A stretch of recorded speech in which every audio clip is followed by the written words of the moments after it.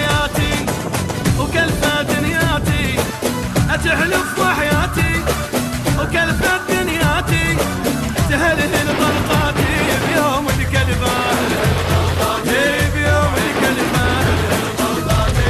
إنه يترجف الشدات ما ينذل أبد هيهات، ما ينذل أبد هيهات، العراقي بتسم ملك الموت، العراقي بتسم ملك الموت، بالروحات والجيات، بالروحات والجيات، ويبكي اللاقانة وجرب والخانة، يبكي اللاقانة وجرب والخانة، وكل من عادانا بيت انهجمه، بيت انهجمه.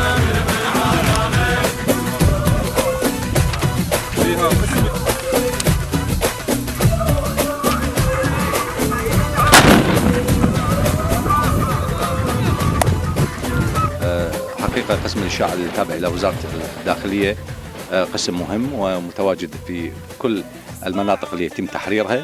هذه ليست المرة الأولى التي يكون تواجد قسم الإشعاع معنا، سابقا كنا في المقدادية وفي عدة مناطق أخرى، والآن هذا القسم موجود معنا في مدينة كبيسة، وله دور مهم بمتابعة ومكافحة الإشاعة اللي يقوم عناصر التنظيم الإرهابي بمحاولة دسها بين المواطنين، وإن شاء الله سيكون لهم دور كبير بالعمل النفسي لمجابهة عناصر التنظيم الإرهابي. قام بها تنظيم داعش الإرهابي لزعزعة الأمن تجاه القوات الأمنية. هناك شائعات كثيرة خرجت لنا من مركز مدينة هيت أنه القوات الأمنية سوف تدخل المدينة، سوف تفجر الدور، سوف تقتل المدنيين. هذه إشاعات قام بها تنظيم داعش الإرهابي لزعزعة موقف القوات الأمنية، ولكن القوات الأمنية المتمثلة بوزارة الدفاع ووزارة الداخلية من الأبطال قاوموا هذه الإشاعات وقدموا أروع الملاحم في ناحية كبيسة. بارك الله بالجميع، بارك الله بالقوات الأمنية، بارك الله بقيادة الفرقة السابعة، بارك الله بجهاز مكافحة الإرهاب في سبيل أنه يكون للجيش العراقي ووزارة الدفاع صولات وجولات في الأنبار إن شاء الله. بارك الله بالمتعاونين معنا في تقديم المعلومة داخل المدن في سبيل تخليص هذه المدينة وتخليص العراق من ظلم داعش والإرهاب. ناحية كبيسة مثل ما تعرف جنابك ويعرف المشاهدين جميعا، هي ناحية صغيرة لكن كبيرة بمساحتها، حيث تم تحرير ناحية كبيسة ومساحة 400 كيلومتر مربع من قبل أبطال فرقة المشاهد السابعة، والآن الصحراء اللي أمامكم أصبحت آمنة مطمئنة ومستقرة، وكذلك ناحية كبيسة أيضا آمنة ومستقرة بفضل أبطال فرقة المشاهد السابعة القطاعات المتجعفرة معها.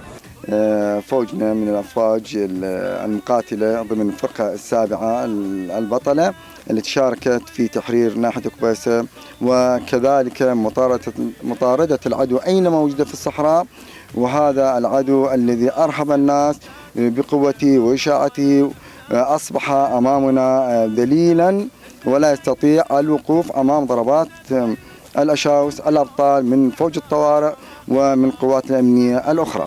بالنسبة لداعش لديه قنوات ولديه دعايات قوية بأنه سوف لن يخرج من أرض الأنبار لأنه هو متمسك بها وكاسب أهالي الأنبار، بينما على العكس أهالي الأنبار هم أهالي مسالمين، ناس لا يحبون الإرهاب بل قاتلوا الإرهاب، بحيث استقبلونا أول دخول قطاعاتنا العسكرية لهم استقبلونا استقبال حار، وهذه الدعايات لا تهم قواتنا. نحن نطاردهم أينما وجدوا وسوف نخرجهم من الأنبار يعني صاغرين ذليلين بعون الله تعالى.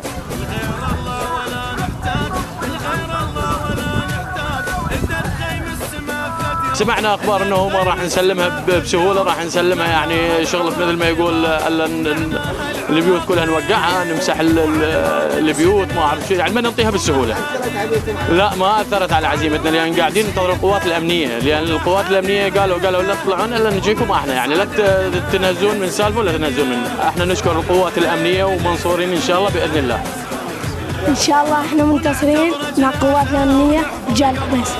زين شلون شفتوا تعاون القوات الامنيه ويا الكافه هذه؟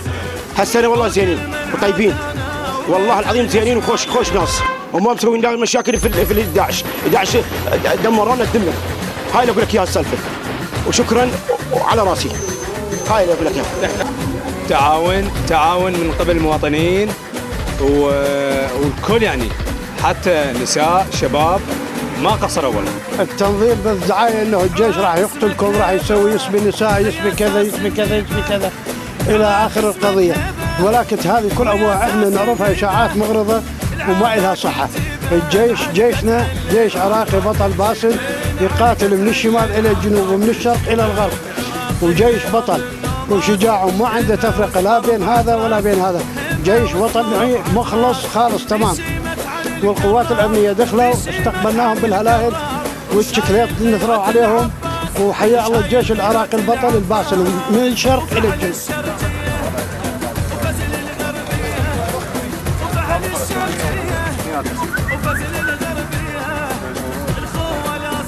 تم تشكيل فريق عمل لإعادة تأهيل وعمل مركز شرطة كويسة من خلال تدقيق البيانات الشخصية لكافة أهالي ناحية كويسة وتشخيص المطلوبين اللي موجودين داخل ناحية كويسة والذين صدرت بحقهم أوامر قبض، وتم إلقاء القبض على عدد منهم والآن جاري التحقيق معهم، وإن شاء الله الأيام القادمة سوف نكمل عمل مركز شرطة كويسة من كافة النواحي. وكلفت دنياتي تهلهل طلقاتي بيوم الكلبان بيوم الكلبان ترجف الشداد ما يبقى الأبد هيهات ما يبقى الأبد هيهات العراقي بتسم الكل موت العراقي بتسم الكل موت بالروحات وزير الداخلية المحترم ونهدي له القلم صادق مع السيد العميد سعد. بارك الله فيك بارك الله فيك بارك الله فيك. وان شاء الله موجودين، وهاي جهود كل العراقيين، جهود من سيد القائد عام القوات المسلحه، سيد وزير الداخليه، سيد وزير الدفاع، انتم القوات الامنيه، الحكومه المحليه، ابطال هاي المدينه، وان شاء الله عهد القوات الامنيه ماضيه بتحرير كل الاراضي العراقيه. بارك الله فيك.